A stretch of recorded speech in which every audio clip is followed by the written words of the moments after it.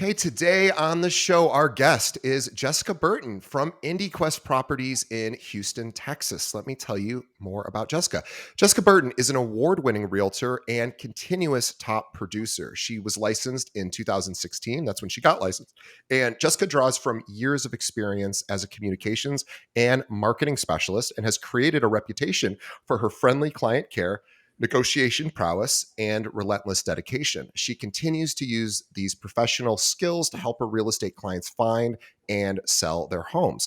Jessica is equipped with a deep-rooted knowledge of the Houston real estate market, always prepared with a local market perspective. And if you ask her what her business is built on, she will proclaim communication, care, and dedication to her clients' needs and goals. I want everybody to follow Jess on her website, on Instagram, which is at Jess K Burton, Jess JessKBurton, just like it sounds.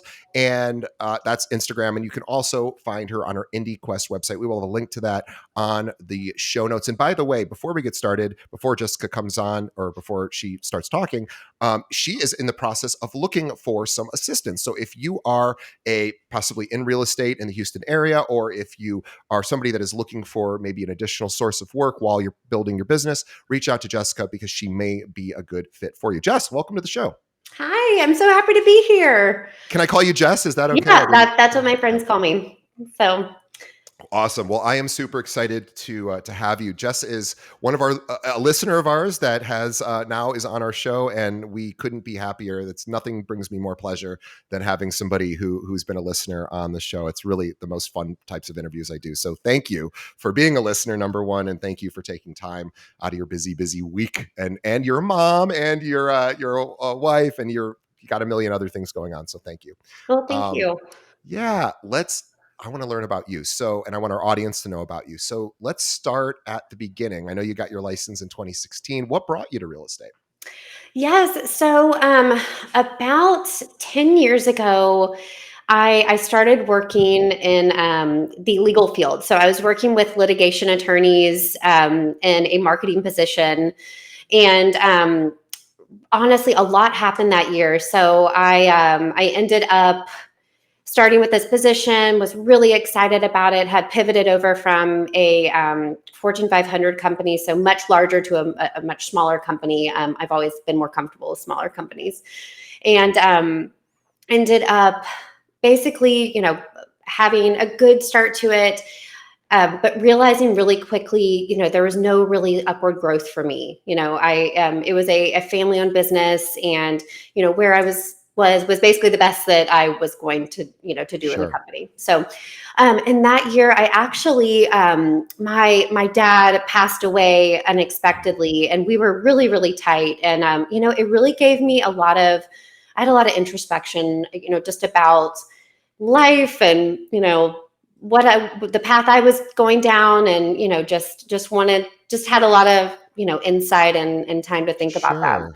So I had always really liked real estate and found it really interesting. So my sister is actually a broker in Austin. Oh, wow. And, if for years she would tell me about it, and I was just so fascinated by the stories and the people. I mean, as all of the real estate agents out there know, like working with people, you just come across all sorts of, exciting and interesting people and stories. So, for years I was like, well, that's her thing. I need to go find my thing. So I avoided real estate, but then, she encouraged me. She said, just get your license. I thought more about it. I was like, okay, what's a little bit of extra income, on the side?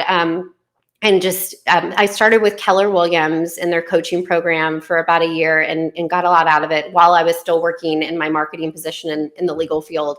Wow. Yes. That's a lot to manage in two things like that at once. Well, I realized how much I loved real estate. So I was working, honestly, 2 full-time jobs, really trying to build my business with real estate, doing open houses on the weekends, really, leveraging my relationships with my client attorneys, who then turned into real estate clients. And, just really realizing how much I loved this business. I mean, I love everything from design, architecture, the financial side of it. And then I feel like, on the other side of that, working in the legal field, I really understood the importance about understanding, the contracts and, the liability that goes along with that. So I was really, I made sure that I was very educated and, knew exactly what was in those contracts so I could explain that to my clients. And, I was working with attorneys, so they have a certain way of thinking and, a certain, I guess, bar that they're setting and their expectations of who they work with. So, I was trying to keep up with that. And so I basically stayed with the marketing position until 2021. Wow. And I was doing around that time, I was doing probably, closer to 7 to 10 million. And this is all while working in the two jobs. That's amazing. And I got pregnant with my daughter, and this was COVID too. So I just realized I was like, I do not want to keep doing this. I was nervous about taking that next step. Sure. As there's the security there, with the Group health insurance, a yes, lot of yeah, it. the Yes. salary, and I wanted to make sure I was going to be taking care of myself, but I also was ready to take that leap of faith. So I took that leap of faith, dove in 100% to real estate in April 2021, ended up doing my best year ever that year, which a lot of people did. And I also was awarded one of the top 20 under 40 real estate agents in Houston that year. So I Amazing. think it was a little bit of a God wink, like, hey, you made the right decision. And yeah. And I was like working in the delivery room. I was out at showings 3 days after I delivered my daughter. Yeah. So yeah, Yeah. I it's been a wild ride. I really, it's really an impressive story. And I think that, as you were saying that, I was thinking we have probably a lot of listeners who have been in that similar situation where they were doing this maybe part-time, or in your case you had two full-time jobs. But even if you're doing another job full-time and real estate part-time, at some point making that leap requires a tremendous amount of courage and sort of willingness to cut that cord of like the salary and all of the benefits of the sort of more stable position that isn't as risky as far as jumping off without a net. And you basically cut the net. And I wanted to just honor all of our listeners who have made that journey, and pretty much anyone who gets into real estate essentially goes on a similar journey. But especially if you're coming from this secure and stable environment where things are very predictable, at least financially, and making that leap. So everybody who's gone through that, we just both Jessica and I honor you, but I honor you as well for doing that. I think that again, it's something we don't congratulate ourselves enough for making big steps. I think that's sometimes the first step is the hardest, but it's also the most important one. So congrats on that. Yeah. So I want to know how Thank you you. grew your business, because, we'll call you a younger realtor. I don't know if you feel young, but I consider you a younger realtor. You're still new-ish in the business, even though you've been doing this for 7 years now. But you also are 40 under 40. So I would love to know like how you started marketing. You talked about, hey, my previous position, I had access to attorneys. So that, led me, if I heard that correctly, led me to some real estate attorneys, and I sort of had some connections there, or just other attorneys maybe you worked with. But how did you build your business? Sure. Well, I love being around people. I always have since I was a child. I am involved in a lot of different organizations, so always been drawn to just philanthropy and volunteerism. So if there's an organization out there, I've probably been a part of it. And really, that was me. Just I really like to be a part of my Houston community. So I'm part of the Junior League in Houston, part of the Houston Rodeo. Try to join we have a civic association in my neighborhood, so try to get involved there. I'm not a gardener, but I'm in the garden club. Really what I've learned over the years, and I really think it takes so much grit in this business. I mean, you have to reinvent yourself and you have to pivot. And what I've determined that has worked best for me is really having three lead generation sources at once. And of course, we're in an industry that ebb and flows. So, just being able to evolve and adapt is very important. So, really, I focus right now and have for a while on when I got started. I'm sorry, that's what we're talking about. When I got started, it was mostly open houses. I mean, that was where I got so good with scripting, so good with just talking to people about real estate. Um, And did you have at the time listings to do open houses for, or were you asking other agents in your office or other oh agents you yeah. knew? Yeah. Yeah, so about a year into my real estate career, I moved over to a smaller brokerage, and this our brokerage. I'm still there. I've been there about 6 years. Is we are led by a wonderful broker and his wife. They're just a dream team, and Preston is my broker. He is a wonderful. Just influence and mentor, and he was willing to allow agents and myself to go and host these open houses. So when I first got started, I was really buyer heavy, as a lot of agents are. So I didn't have the opportunity to have many of my own listings at first. Sure. So of course that's changed through the years.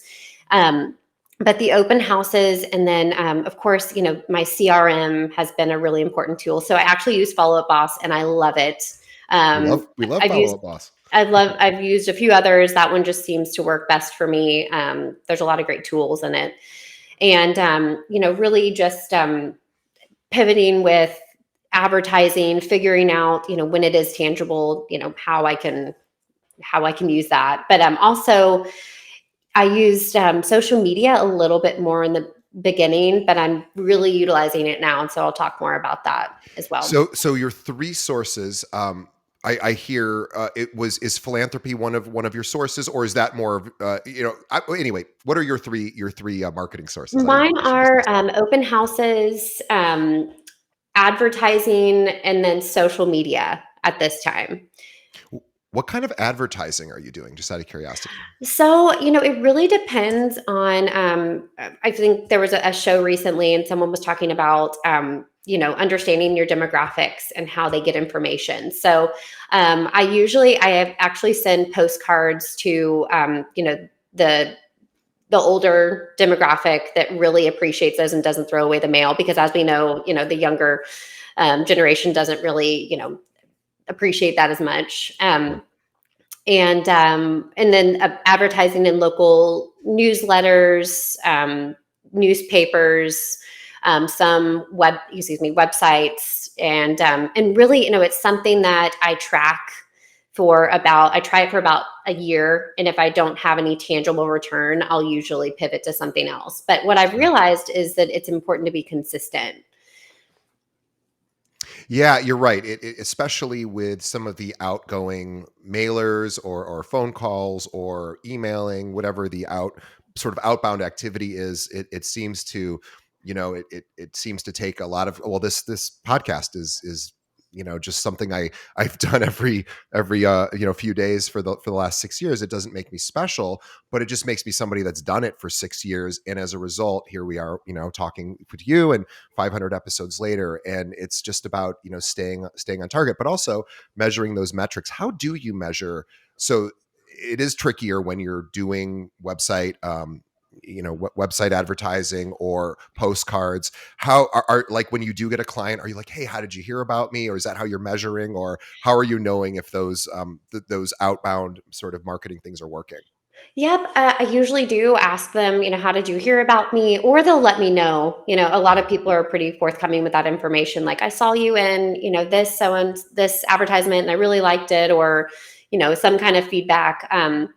And I've been stopped at grocery stores and in public before, so it's really funny because I, especially like after having my children, like, you're a tired mom and you would run to the grocery store, and every single time you run into someone So I try to like put myself together a little bit more now when I go out, because I, have grown my reputation in my community and know a lot more people as well. So really, it's sometimes not so tangible, but and that's like social media.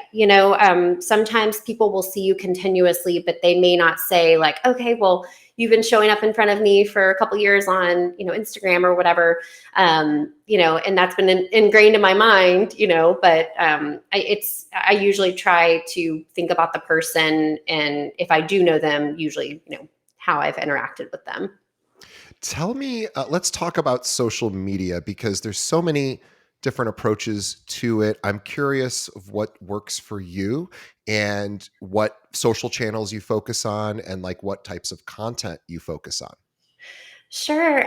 So I actually, I just took, or I shouldn't say just, it was a couple months ago. I took Kim Ritberg's video boot camp, and this, Plug for Kim oh, Ritberg. yes, She is Kim. awesome. She's one of our partners. She does episodes for us specifically on social media. She is amazing. She's the real deal, and I'm so glad that you attended her course. Go ahead, though. I'm sorry. She's so great. I'm actually doing her coaching course now, and that's been wonderful. So I have a social media manager, and for probably 2 years, she kept saying, Jessica, you need to get on video. These carousel No pictures are one's not reading working your for us. posts No one's anymore. reading your Yeah, posts. The yeah. algorithm doesn't like it. You've really got to amp it up. And she would give me these ideas, and try to encourage me. And then it really didn't register until I had a person reach out to me through social media who'd said, hey, I've been following you for years. I'd really like to purchase this home and would love to hire you as my realtor. And that was a $17,000 commission. Wow. So I thought to myself, like, I can put out a few more reels. I can do this. So that's when I really got more serious about it. And at first, it was really, it was just not natural. I was just really hard on myself and really in my head about it. And then I was led to Kim's class, and Kim, within like a couple of days, helped me and everyone else in the class, just become more comfortable getting on video. I stopped taking myself so serious and just started to have fun with it, and realized like, there people on social media want to engage and connect. Like that's the whole point of it. And I was doing it all wrong. Like I would scroll. I wasn't really engaging or commenting as much.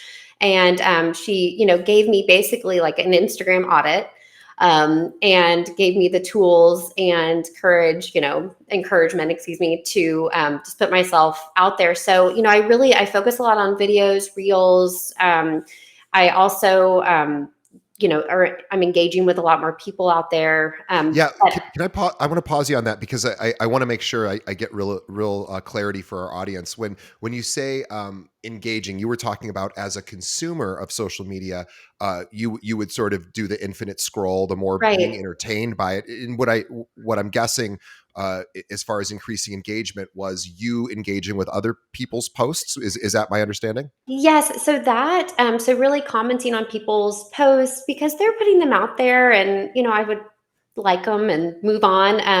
I also have been creating more polls and realizing how much people love to give their opinion, and I love Me too. seeing people's opinions. So you're mindlessly scrolling, and then you're stopped with a poll, and a lot of times people will they'll tell me what they think, or vote on it.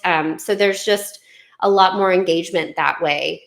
And then I was also I've also narrowed down the kind of content I'm providing, so I'm a little bit more mindful. Trying to educate, but also entertain, and just enjoy myself a little bit more.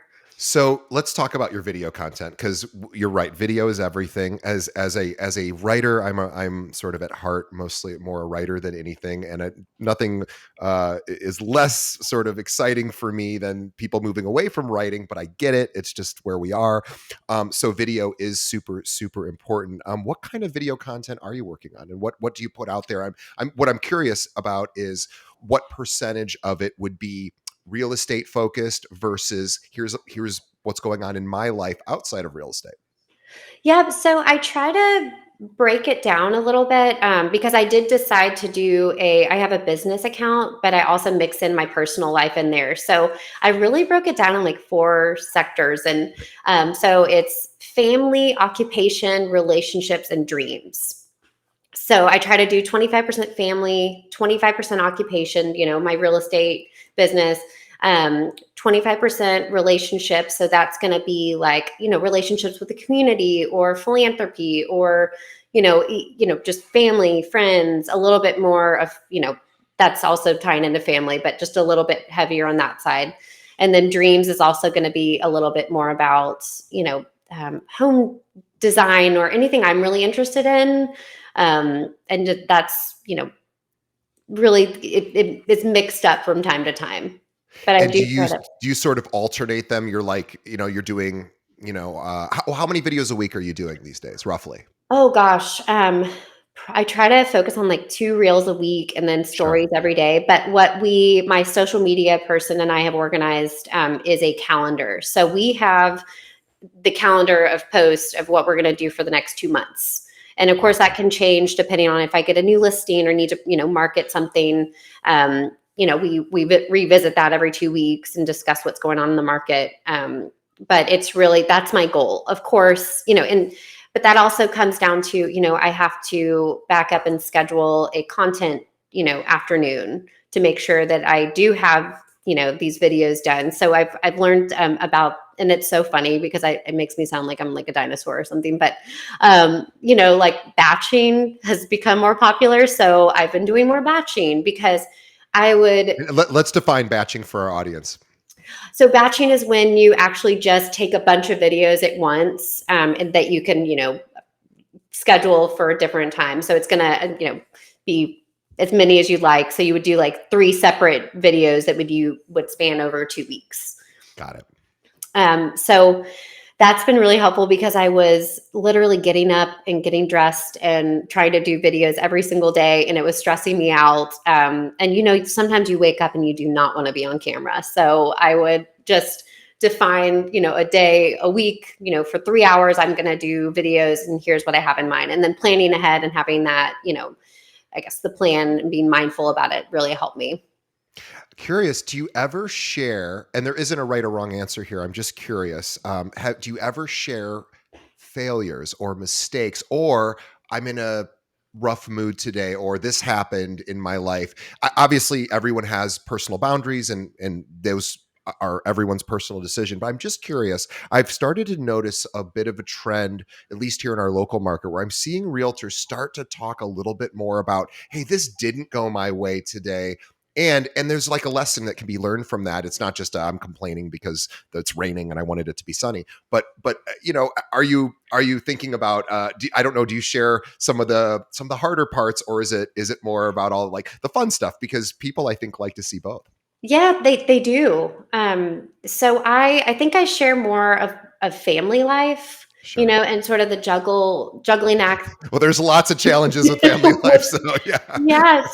So, I've done some like days in the life of a realtor, what people really like. And I'm like, Yeah. at first I was like, who wants to see this? Who's interested in this? But people really do want to connect with you that way. So, um, I'm pretty light, as far as like the videos that I do. I'll make jokes about like, every realtor out there has probably experienced this where you can't find like a key, Oh, sure. because it's like the listing agent put it like 2 houses down, like behind a tree or something, or you can't unlock the door. And, I've made jokes about that. But as far as like, talking about the current state of the market or, being a little bit more vulnerable, I'm working on it because I do think that it's good content and it's honest. It is. It's always, to me, I'm always so impressed when somebody's willing to share a difficult part of their life. And again, it's not for everybody, for sure. And of course, we need to keep our privacies and things. But I always encourage our audience to And again, I don't think people ever want to hear you complain about stuff, but sharing like this has been a challenge today because this and this happened. I think that would be really cool a lot of times for audiences to know, like, oh, these are the challenges realtors face too, because of course we know just how challenging it is. But I will say this: this is funny. I wanted to mention this. We were talking about video. We're talking about video, and we're talking about social media.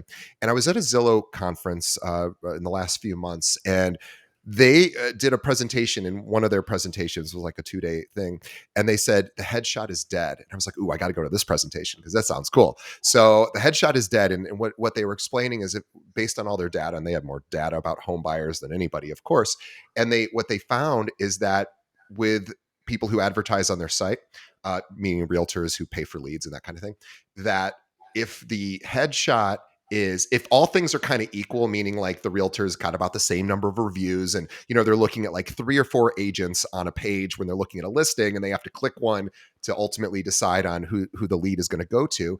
A lot of times they said they have a 30% chance higher of being clicked if it's not a headshot, if it's an action shot. And I was like, what's an action shot? Which basically just means the camera catches somebody doing something that's not necessarily like staring at a camera looking perfect and everyone's all filtered up. So this would be like catching you laughing, or catching somebody smiling, or whatever, making a grimace or some sort of silly thing, but when they're not looking at the camera. So just a little tip there for everyone that just came to mind. But this is what we're talking about: sharing your life, right? Like, the perfect headshot, nobody cares. But what people do like is they want to see the real person, the real person behind it. So that's where you can get videos, or sorry, real stories. That is such a great, Right. a And great point. it's funny because, my corporate training really programmed me to try to be perfect and, Sure. try to have it together and look a certain way. And that's, I've bonded so much more with my clients and the people I've met when I've been vulnerable and real. I Yep. mean, it's not always sunshine and butterflies and, so and that's how, I've also bonded with other realtors, and it's Yep. beneficial for sure. Yeah, I agree. People connect to imperfection and challenge a lot more than they do to perfection, because none of us can really connect with perfection unless we're Right. narcissists. If we're narcissists, Well, then we think everything we do is perfect. So, and if that's the case, you should go get help. But if you're a non-narcissist, what you find is you connect more with people's challenges. So anyway, I want to switch gears because there's so much more to talk about, and I want to talk about how do we, so we're talking about building a brand, utilizing video and social media and other things that you're doing. But you are getting leads coming in, and what we know is generating leads is challenge number one. Challenge number two is, oh, I have leads now. What do I actually do so that they don't fall through the cracks, and that I don't sort of not give them the attention I need? So how are you staying on top of leads? yes. So I am really big on processes. I think that was something that I realized early on because I had both jobs. I didn't have time to go in and try to, get organized every single day. I mean, a CRM was something that I invested in early, because I knew that I needed to keep information in one place. I knew that I needed to figure out processes, and I couldn't just fly from the seat of my pants, which I did do for, the first year. Um, and, so I'm really big on processes. I follow the like effective time management. So I think Rob Deirdrick is a big advocate of that. And so basically what that is defining what you're going to be doing basically every hour of your day. So, and it's easier said than done, especially with having a family, especially with being in real estate, because you could have an email come in or a call or anything that just, steers your day in a different direction. So, but And as much you have two little ones that are which you've said earlier, but we should also said are under the age of 2. So you have a 2-year-old and a 9-month-old. So you are crazy. This is like peak mom time right now it for is, dealing with but kids. I have mastered the art of delegation. I mean, that has just that has been a game changer for me. So, we have, I've thankfully, and I have a very supportive husband. I mean, he's wonderful. So that, that helps so much. But really, getting making sure that my processes are in place. So, I know we're not talking about data, the hours of every day, but something I do want to mention is, we've got to have a lot of energy in this business. We've having big energy, and making sure that people know that we are prepared and we can keep up and we're going to be there to, provide the knowledge and, make sure that we're on top of, especially in the last couple of years when things were moving so quickly. Um, so I try to start every single day by working out before my kids get up, and then that's a hard in its own, but also trying to take a few minutes to have quiet time, like meditation time. I don't want to call it meditation because sometimes I can't get out of my own head, but at least so I can set my day up and have a clear mind so I can go into it really concentrating on work. So staying in front of clients is been about my processes, but it's going in. I try to contact at least two of my sphere, that can be past clients or clients I'm currently working with, and just anyone that's in my database, and I try to connect with them through a text message. I've actually, since I took Kim's class, I've been doing videos, like video text. Sure. And people love it. It's really is something as easy as like, hey, I've been thinking about you and just wanted to say hi, or hey, like I saw this and I just wanted to see how everything was going, or even if something has happened in someone's life that may not be so great, and you can give a nice message that way as well. So really trying to stay in front of people that way. But until I defined that I was going to actually follow up with 2 people a day, I would say, and made sure as part of my processes, I would say I would do it, but I wouldn't do it. So Mhm. now, understanding from 9 to 10 a.m., I'm following up with people. So the Um, time blocking got you to actually complete the task. Correct. And And setting up your day before the day starts. yes. So I spend the last hour of my work day, and I usually am in the office like 9 to 5. I get home around 5:30, and of course, I try to devote that time when I get home to my kids. But as we all know, that doesn't always work out. But at least have those couple hours before they go to bed. So if I know I've really concentrated and really put my head down at work and gotten through what I need to get through, it makes me feel so much better, getting home. How I want to go back to exercise for a second. We never talk about this on the show, and I just want to get your take on this. Obviously, everybody knows they should exercise for, you know, just for all sorts of reasons that are beneficial that I don't need to go over. I'm curious on how important exercise, whether it's strength training or cardio or a combination. I'm curious of, you talked about needing the energy to do the job, and we know this is a high energy job. How critical, and you're a busy mom, you've got 2 little ones, you're running a business, you're also running a whole household with your husband. You're busy, yet you're making time for this. And for a lot of us, exercise is going to be the thing that first goes when we get busy, because number one, it's painful and hard, and and sweating, and it's no fun. And but how important is that so that you can do all of your time blocking? In other words, I'm curious to know just how critical it is for you, because I suspect it's obviously so important that you're putting it at the very front of every day. Yeah. Well, it's for me, when I am exercising, it's helping me create more energy because I'm in better shape. I'm, in addition to exercising, that's also trying to eat clean. I definitely love my occasional glass of wine or a beer. So, everything in moderation, right? But, just trying to live a healthier lifestyle so that, it really helps me clear my mind. I mean, and I also, after you have, I guess going back to having children, they suck the nutrients out of your body.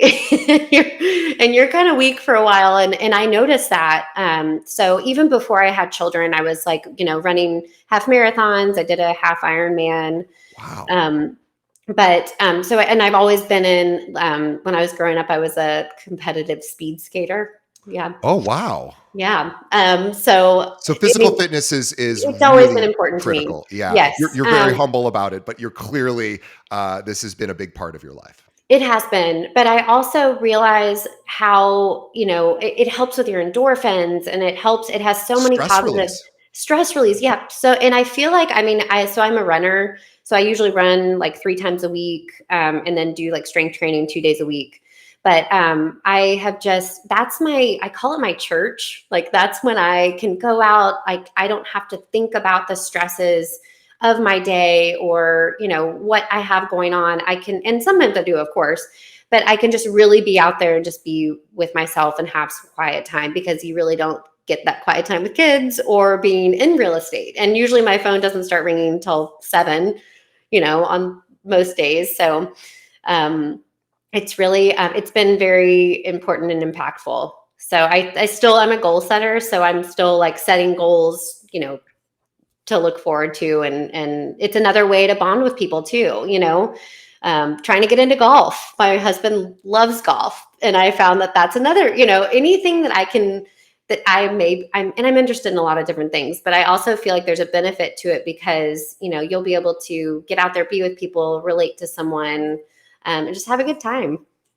Well, and also you have that athlete background, so this competition part is sort of hardwired into you. It's clearly, it works for your business as well. But yeah, I agree. I really would encourage everyone, if you're not currently exercising, we all struggle wanting to exercise. Nobody really wants to at least I've ever met. Actually, I've met a few people that like exercising, but I certainly don't. But if you can just force yourself to do it, and there's lots of ways to force yourself. And I hate to even say force yourself because Yeah. Are you ideally still you just seeing your want. personal trainer?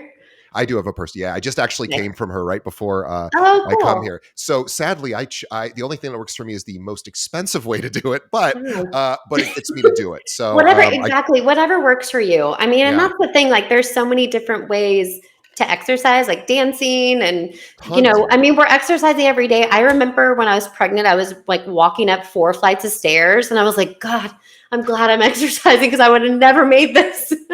But what I will tell people is if you do nothing else in your business, if you change nothing else about what you're doing, but you just get in physical shape, and I mean working out to a maximum intensity of about a 7 out of 10, 10 being, oh my God, I just collapsed. You don't have to do that. But if you can get, and I'm no expert, but I'm just telling you what I've heard.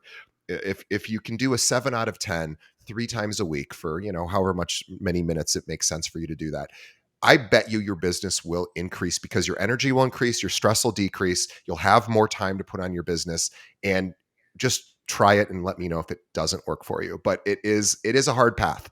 That's the challenge with exercise is of Well, course I it's think hard. it's really, you can relate it to your business too, because, everyone started somewhere. So everyone was at the beginning of, their fitness journey or their real estate journey. And then, if you look at it that way, like you're not going to go from 0 to 100 in one day. Like set those small goals, and then you'll improve over time. I mean, it's helpful to look at it that way. I had to do earlier today. I had to do push-ups until I collapsed 3 different Oh times. no, I hate Yeah. push-ups. Now we don't always do that, but I will tell you that never gets easy. That's never No. fun. It's always super painful and brutal. But you know what? It's a good idea. So if anything, we just encourage you to get physically fit for all the other reasons that you should. But it will help your business. I want to talk about delegation, and then I want to get into managing the roller coaster that we're currently on. Right, maybe we're down in a dip at this point with rates and inventory. But before that, let's talk about how you delegate because you've had amazing success once you started delegating. And let's first define like delegating means taking some activities off of our plate that we think could be better suited for someone else, maybe because we're either not very good at it or we don't like doing it or it takes up too much of our time, but something that if we didn't have to do it ourselves but still needed to get done, that we could pay somebody or maybe team up with somebody to do. So let's talk about what are some of those tasks that you decided to delegate, and then how did you delegate them? Sure. So I currently have a virtual assistant. She is so wonderful. There's a company in Texas that actually trains these virtual assistants. She's in the Philippines, on Texas real estate contracts. So this was like, I had wanted an assistant for a couple years. I actually got her in 2021 as well. And she's wonderful. And I wanted an assistant, but I wasn't ready to commit to, the cost of having one. I was worried that maybe I would get this assistant and then my business wouldn't do as well. And of course, was ready to take the leap of faith, but hadn't. But when I did, it was just a wonderful decision. So she handles everything from, all of the admin responsibilities, communicating with clients through email, setting up meetings. She does personal stuff for me, personal stuff for like needs for my family. And then I also realized, it was taking me like 2 hours to do like a social media post. And I just didn't love it. I was in the generation of tech, but I was in my head too much about it. So that was actually the first thing I delegated. Now that I'm thinking about it, and that was a godsend as well. So what I realized, like going through this and having the time that I've gotten back, is that I want to delegate everything. Everything other than being in front of clients, because that's what my strong suit is. I do love the marketing side too, so I really, doing some of that as well, but that is time consuming. But really being out there, lead generating and having client, being in front of my clients, that's what I really want to focus on. So I was able, when I really, when I implemented both the social media manager and the VA assistant, I grew my business about 30%. And Wow. it was, I wish I would have done it sooner. So that's How, why I'm currently looking for someone in person, because I still have, I do drop offs for clients quarterly. So I hire like high schoolers in my neighborhood to go and do this. And that's been, they go off to college, so you have to find, new people every few years. I also, I have someone who puts out open house signs for me. People who go and put supras, and these are all people that I have found. And so I would really like to have an in-person assistant who I can ask to do all of these things. But if that's you're in the a Houston game changer. area and you're looking to also learn from somebody, maybe you're a realtor and you're newer to the business, or you're just looking for some additional work, but you want to learn from somebody who's crushing it, reach out to Jessica. And we'll give her contact information will be in the show notes. We'll give it out at the end as well. Um, I'm curious about another question about delegation. So you talked about a lot of times the objection to that will be, oh, I can't afford it; it's too expensive. And I'm certainly not going to ask you what you spend on that. However, what I'm curious about is how long it took you before you broke even with your. In other words, you have somebody who's an assistant, you're paying them whatever you're paying them, at point where you're like, this is now working and I'm actually making more money because you increased your revenue by 30%. Did it take a long time for that 30% to kick in, or was it pretty quick, or in the middle Oh, somewhere? it was very quick. I'd say within a matter of months. Wow. It's a Yep. pretty amazing return, actually, if we think Yes. about like, if you could get 30% return on your money in a couple of months, that Yeah. would, and that's probably not exactly what happened for you, but whatever, 10% even in a couple of months, you're like a financial genius. So this is clearly, the numbers make sense. And Yep. thank goodness for virtual assistants, for people agents that are listening that maybe, can't afford to pay somebody, locally, maybe the salary would just be too high. There are virtual assistants. Philippines is a huge source of that. So you certainly can find people, and you're going to be giving work to people who want work, and they are going to tell you what they would like to be paid. It's not like you're deciding; they are going to tell you, and then you can determine if that makes sense. But you can Yeah. find people for really inexpensive. Well, and I'll add to that too, because I came up with every excuse, there was. I was like, oh God, it's going to take me so long to train someone. And I just don't have the capacity for this. And yes, there definitely was, that the couple of months that we had to, get adjusted. But, she was the benefit that she gave to me and, to my business was well worth it. And she's come up with other ideas for the business and has continued to help. through it. So it was a great decision. That's awesome. Let's talk about where we are currently in the market. So, well, we know where we are if we're listening. This is 2023, October. We're getting towards the end of the year. We know what kind of year this was for most agents, and it wasn't the easiest year for most agents.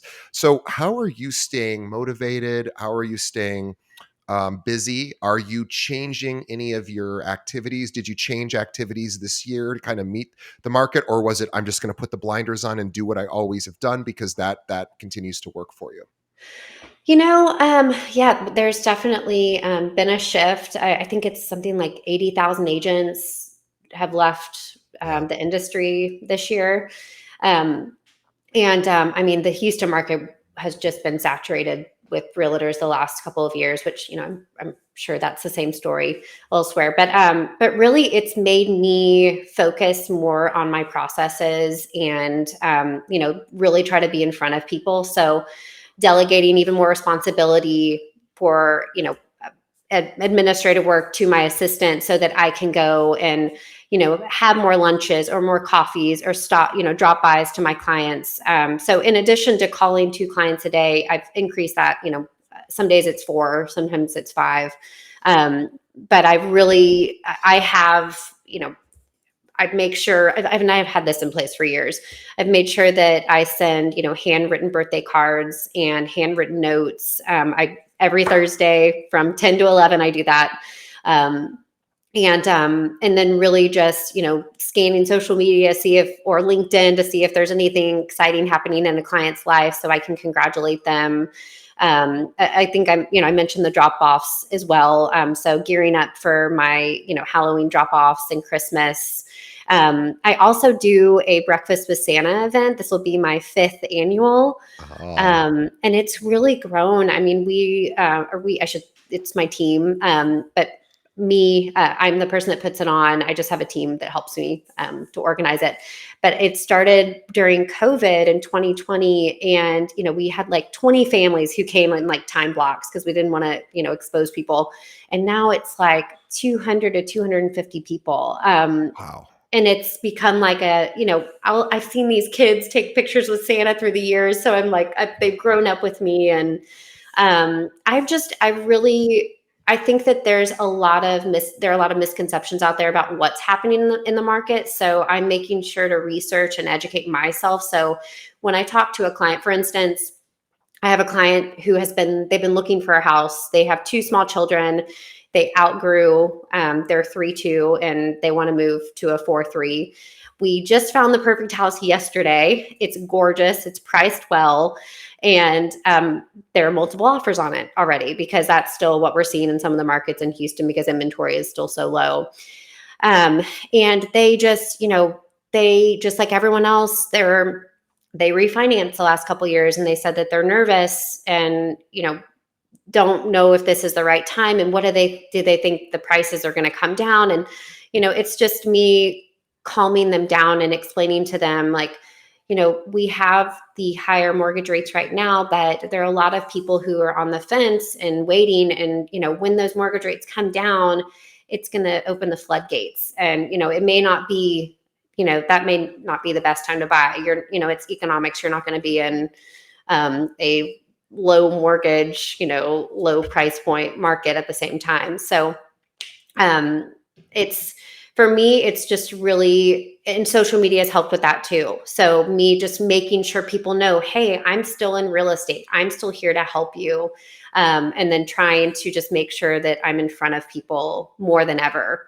And showing, I think something else that set me apart as a realtor is just really showing people that I care. I mean, these are people that I meet. My clients become friends for life because I genuinely do care about, where they are in their life and this exciting milestone. But really, I'm continuing and being consistent with what I'm doing because I know, oftentimes when people get nervous or they can feel a shift, a lot of people go into themselves and they don't stay consistent. Yeah. So, more than ever, I'm just making sure that I'm on top of, what I need to do and taking care of people. And let's talk about encouragement because this is a business that is a sort of, it's funny because it's an interpersonal business. We're doing face-to-face interactions. At least thankfully we're able to do that currently. And but we oftentimes work alone, and we work in a silo. Most of our day is spent, maybe working from home, and we're not as maybe connected. Real estate offices are emptier than as technology has improved. It's just people don't have to go in as much, and so it's created a lot of, I think, a lot of isolation.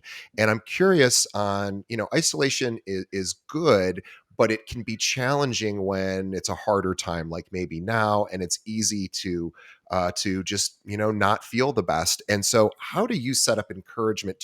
How do you, like, what does your support system look like so that you're getting the encouragement you need when times are maybe more challenging? Well, I think it's about community in a way. So like I go into my office every day. I mean, I really can't work from home because of the kids, You're but pretty, yeah, a lot of and I noise. have two loud dogs. So I go in the office. So I'm there, with some of my team members. I think everyone has downsides. So I make sure that I'm working out because I know that's going to help me. I listen to your podcast religiously, and other podcasts. Like I think another person mentioned Ed Milet, love him. He's just very encouraging, and that's the thing. I try to, surround myself with positive people, people that are like feeling like it's doomsday. I don't want to hear that. I don't want that to come into my space because, that's what you think is usually, what is the expression, like how your reality is.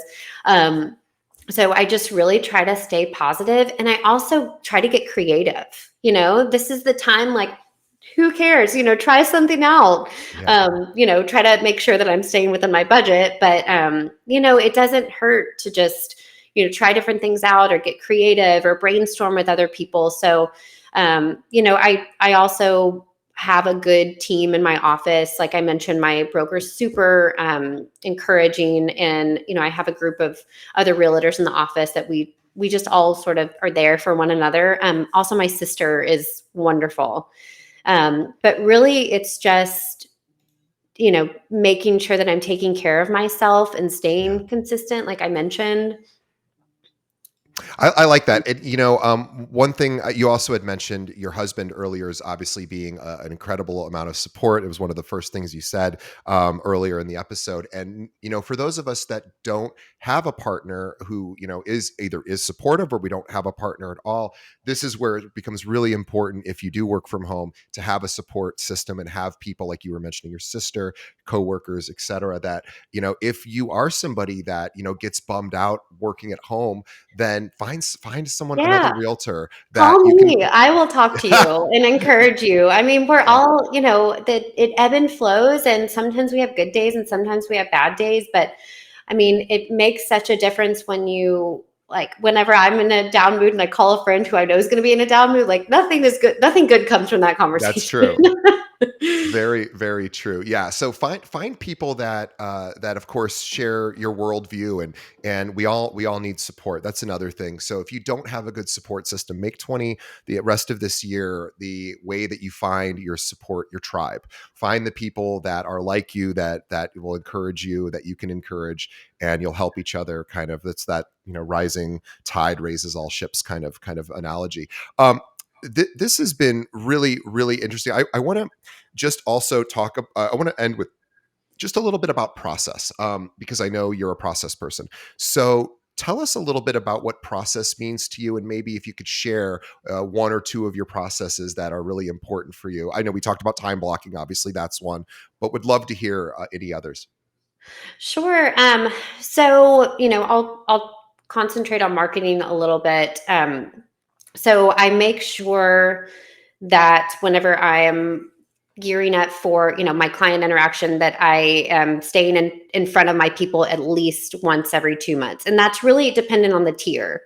So follow up boss, again, going back to that, I have broken out my people into different tiers. So this is going to be, my referral partners. There's a great function, like you can add tags to your people. So, and that can group them in their different categories.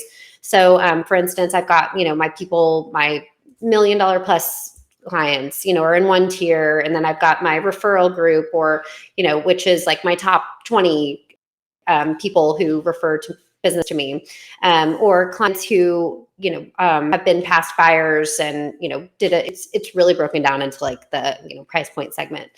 Um, but having that there, because that also includes their birthdays, so I know that I can see when their birthdays come up, so I can make sure that that card is sent out and they know that they're cared for. I also am collecting information throughout the month to put into my monthly newsletter. So the newsletter, I've actually done this the cheaper way. I use MailChimp, so it's like $10 a month. And then I go to a website called Lighter Side of Real Estate. Hmm. Lighter Side of Real Estate, they have all of these really helpful like articles and like memes, and and It's if cute and funny, basically. yes, yes, but it also has a lot of home related articles, Yeah. or just like even like mortgage, what's going on with just homes in general, like the market. And so I will build my newsletter throughout the month, add any Houston happenings, and then make sure that each day I'm really trying to focus on what's happening in my clients' lives, or what's happening throughout a process. So every Tuesday and Thursday I do check-ins with my active clients, just to even if I have nothing to say to them, I usually just say here's what's going on, here's what we have look forward to. I also have a timeline that is sent out to them whenever a transaction begins. So that's going to tell them the important dates. So I'll go back, I'll reference that when we're talking on the phone. A lot of these people, are busy professionals. So I'm texting with them a lot. And that's when also I'll do a quick video and just say, hey, here's where we are, just so they know that am there and I haven't just disappeared, even if nothing's going on. So really, those are some of the processes. I don't know if there was anything specific. No, no, I that's could go that's so on and good. I mean, on. no, of course you can. No, that is I think incredibly helpful. I mean, we did a lot. We're coming up on an hour, and we did a lot. I mean, I could talk to you all day, and I would, but then you wouldn't get any. Then your time blocking would really would really get screwed up, and I don't want that in my conscience as affecting your day in that way. So no, you have been amazing, and I will absolutely love to bring you back, because Jess is she's on the rise. I mean, she's been doing this 7 years, but she is consistently growing her business year over year, even in these tough markets. So she is in the process of looking for an assistant. So in person, a local assistant. Just what are you looking for? Just for any of our audience who is might be considering wanting to work with you. Sure. So, someone who is comfortable with administrative work. So, there's a lot of compliance documents and contracts. So, if you have real estate experience, that would be helpful. If you're licensed, that would be even better. But I'm also happy to help with that.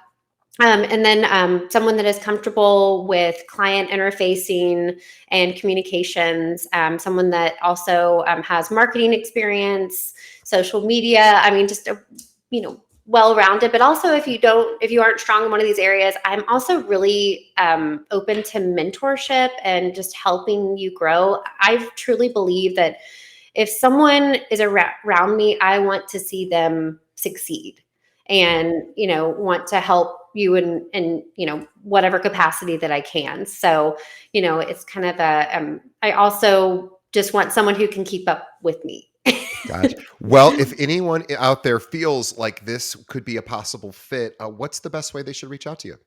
Sure. So I'm on Instagram at Jess K Burton, or you can call me at 281-704-2061, or email me at jessica@indquest.net. Awesome. Well, also everybody should follow Jess at Jess K Burton on Instagram, and you can find her on all the other social channels as well. But she talked a lot about what she does for social media. So, if you would like to see what somebody who's got a pretty good handle on social media, what they do on a regular basis, follow her on Facebook, Instagram, LinkedIn, see what she's doing, and guess what? You can inspiration. You can take her inspiration and actually duplicate, hopefully, some of her success. And she's just a heck of a nice person. So let her know that you appreciated her coming out on the show. Reach out to her. We are, I just had a guest. No, I never tell our audience to do this, but we just had a guest reach out. She said, I just was on your show and I got over 100 emails. So, and obviously, Oh my let's gosh. not, yeah, I don't want to bombard you with our audience emails, but if you did appreciate Jess in the show, let her know. She said something very kind to me, which reminded me to do this before we started. She had said something that was very impactful to me, and so please let her know how much you appreciate her being on the show. So on behalf of the audience, this is a great place to wrap up. Thank you. We appreciate you, Jess. You're a wonderful person. You could tell it comes through in the way that you communicate, and obviously you're a great realtor as well, and you're so generous and willing to share exactly how you grow your business. So we will definitely want to have you back on, when things are even more crazy and impressive for you, because of course they will be. And so on behalf of the audience, thanks, Jess. And on behalf of Jess and myself, we do this because everyone who is listening to our words, Jess and my words right now, this is all for you. So thank you for taking time out of your day to listen and try to improve some part of your business. I hope you got some value here. I know I did. So again, let Jess know that you appreciated it. Follow her on social, shoot her a quick message. She'd appreciate it too. And again, thank you for listening. We just ask our audience, please tell a friend. Jess was telling me she does this with realtors that for this podcast, which thank you, Jess, for that. Please do the same. We appreciate it. Let someone else know, especially there's so many great things that Jess said to do, practical things that you could do just by listening to this particular episode. So shoot a link over. We would appreciate it. And we will see, thanks, Jess. We will see everybody on the next podcast episode. And thanks, Jess. Thank you.